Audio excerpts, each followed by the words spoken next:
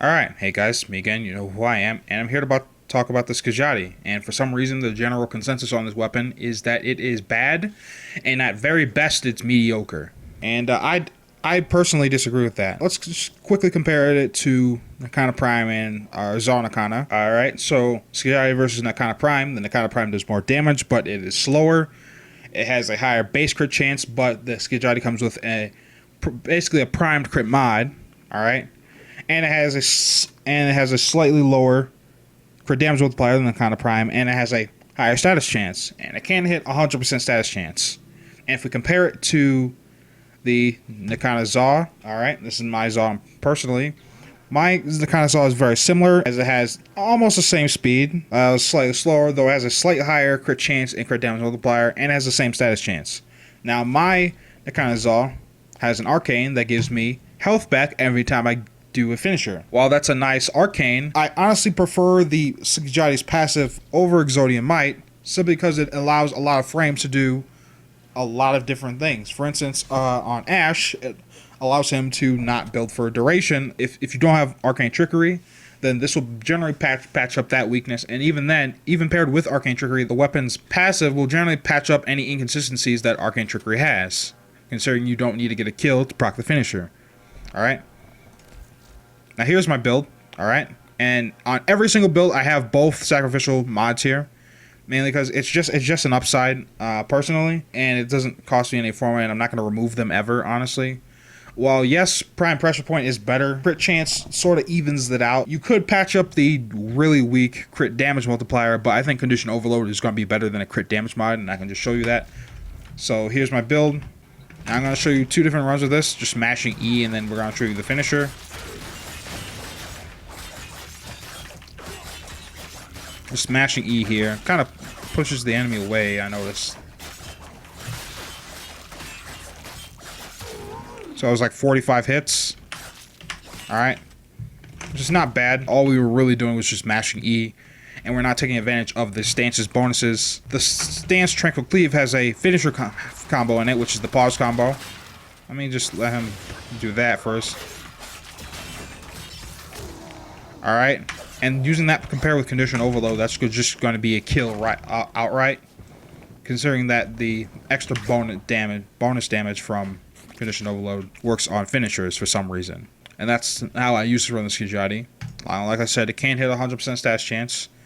It is slower because I'm not running attack speed, but you need to have all four of your dual stats as well as Drifting Contact to hit 100% status chance. This build is also nice.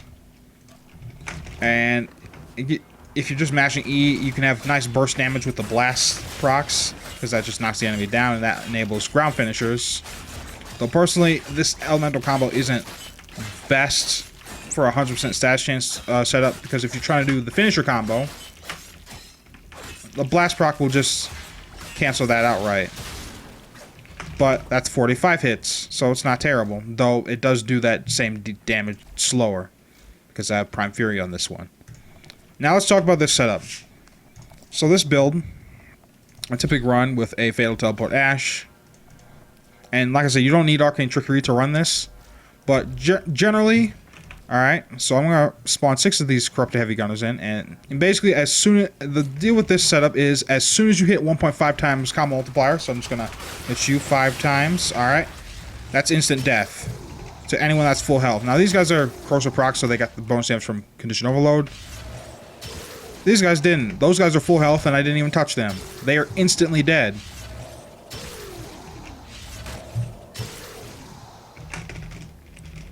And that was no problem for the Skiajati. And because it has Condition Overload, it still, of course, can kill with the finisher combo outright. So all in all, if you want to run, say, a Fatal Teleport Ash, this is the way I do it. Now, you don't have to have Arcane Trickery, because Skiajati's passive is totally fine. In fact, I'll show you what that looks like. So, without Arcane Trickery, what you'd want to do is jump up, stun these guys, hit them a bunch, and then go ham.